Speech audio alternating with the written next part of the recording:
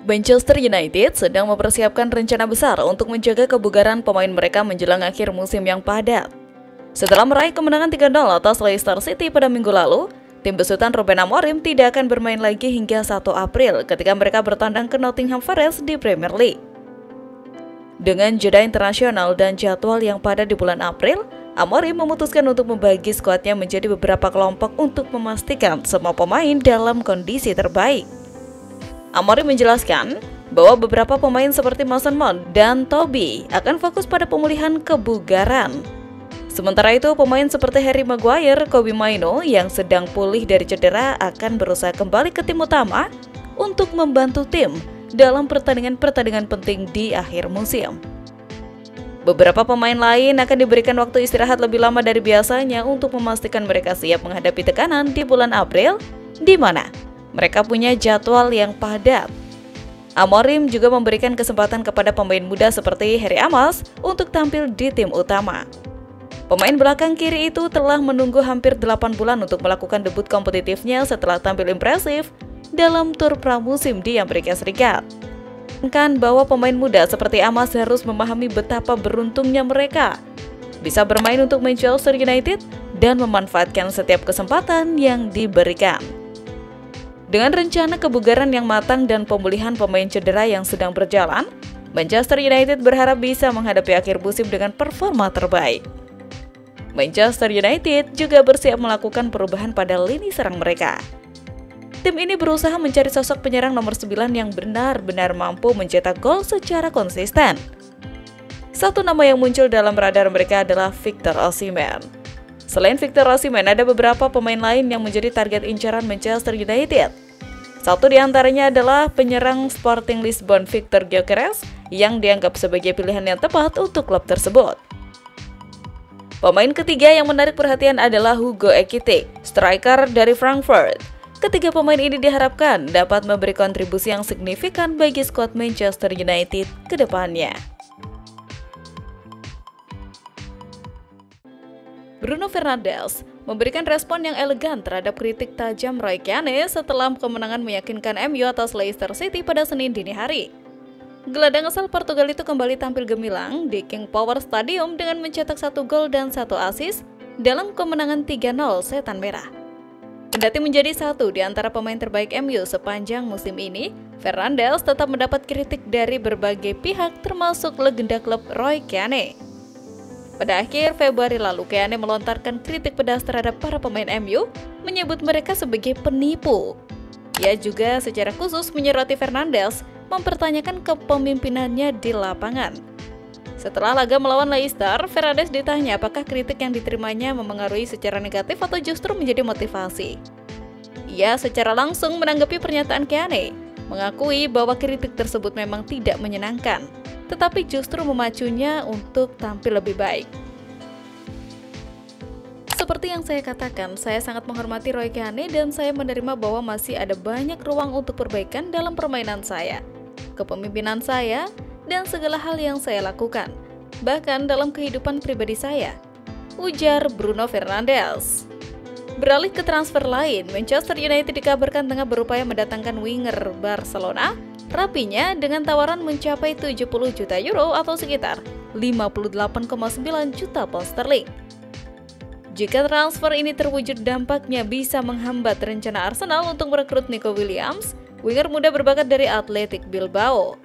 Dengan Ruben Amorim sebagai pelatih baru, klub berencana merombak skuad termasuk memperkuat posisi bek kanan, gelandang serang, dan lini depan. Menurut laporan dari Vicha Jazz, Manchester United telah mengajukan tawaran resmi kepada Barcelona untuk memboyong Raphinha, pemain yang sedang menjalani musim terbaik dalam karirnya. Dengan Barcelona yang tengah mengalami krisis finansial, tawaran dari Manchester United bisa menjadi godaan besar yang sulit ditolak.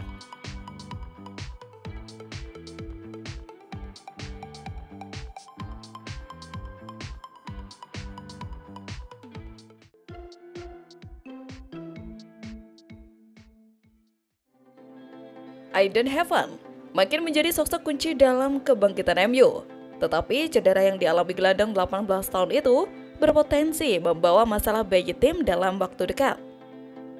MU menunjukkan tanda-tanda kebangkitan di bawah Ruben Amorim dengan performa menjanjikan di berbagai kompetisi.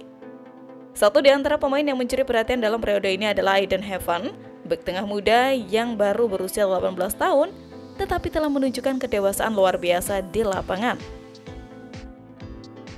Kemenangan 3-0 atas Leicester City di King Power Stadium Senin dini hari makin membuktikan bahwa Heaven memiliki potensi besar untuk menjadi pilar utama Setan Merah di masa depan. Namun, cedera yang dialaminya di babak kedua tidak hanya menjadi kekhawatiran bagi Amorim, tetapi juga bagi para penggemar Setan Merah. Didatangkan dari Arsenal pada bursa transfer musim dingin, Heaven dengan cepat menegaskan dirinya sebagai satu di antara bakat bertahan paling menjanjikan yang dimiliki MU dalam beberapa tahun terakhir. Laga melawan Leicester menjadi debut Premier League yang tak terlupakan baginya, di mana ia tampil sebagai bek tengah terbaik di lapangan. Statistik pertandingan menunjukkan bahwa Heaven tampil impresif dengan akurasi umpan mencapai 90%, melakukan 2 tackle sukses serta 2 kali melakukan sapuan di situasi berbahaya. Ia juga memenangkan 6 duel dan mencatatkan 2 dribble sukses, angka yang mengesankan untuk seorang bek tengah.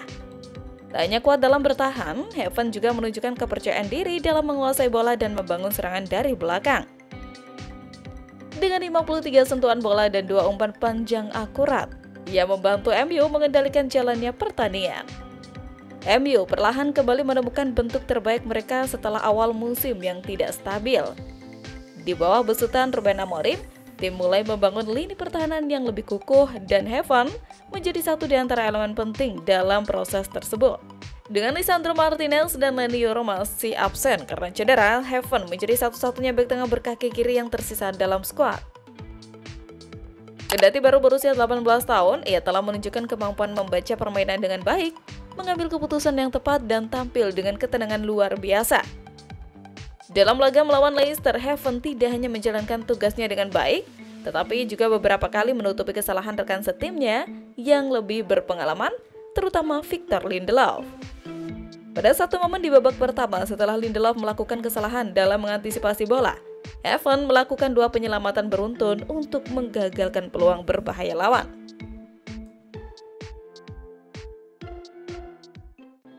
Lebih menarik dari sekedar hasil akhir adalah bagaimana tim bereaksi terhadap gol Rasmus Højlund.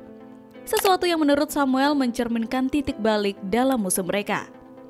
Yang menarik perhatian Samuel bukan hanya gol tersebut tetapi bagaimana MU terus mendominasi permainan, merayakan gol dengan penuh semangat, dan menambah 2 gol lagi untuk memastikan kemenangan telak. Euforia yang muncul bukan hanya karena Højlund akhirnya mencetak gol, tetapi juga sebagai tanda bahwa semangat dalam skuad Setan Merah sedang berubah ke arah yang lebih positif. Setelah melalui masa-masa sulit, mereka mulai kembali menemukan kepercayaan diri dan keyakinan dalam tim. Samuel menilai bahwa ini adalah titik balik bukan hanya dari segi hasil pertandingan, tetapi juga dalam hal mentalitas tim. Pelatih MU Ruben Amorim mungkin sedikit menyesali bahwa MU tidak akan bertanding lagi dalam 16 hari ke depan. Namun dengan performa dan semangat positif yang mereka tunjukkan saat ini, United memiliki alasan kuat untuk berharap pada periode yang lebih baik di sisa musim ini. Sementara itu, Manchester United sukses memperbaiki posisi mereka di klasemen Liga Inggris. Kemenangan ini membawa MU naik ke peringkat ke-13 dengan koleksi 37 poin dari 29 pertandingan. Dengan hasil ini, MU kini unggul 20 poin atas Leicester City yang tertahan di peringkat ke-19 dengan hanya 17 poin dari 29 laga. Di sisi lain, pelatih Manchester United Ruben Amorim harus melemaskan Rasmus Højlund saat performanya mulai naik. Pasalnya, klub tak akan bertanding pada beberapa waktu ke depan. Agenda FIFA Matchday bagi negara-negara anggotanya membuat klub libur dahulu. Manchester United juga terkena imbas dari adanya FIFA Matchday tersebut. Momentum bagus yang selama ini sulit dicari harus terjeda sejenak. Hal tersebut bisa saja berdampak kepada para pemain yang kehilangan sentuhannya saat bergabung dengan tim lagi. Ruben Amorim tak mau berandai-andai saat ini.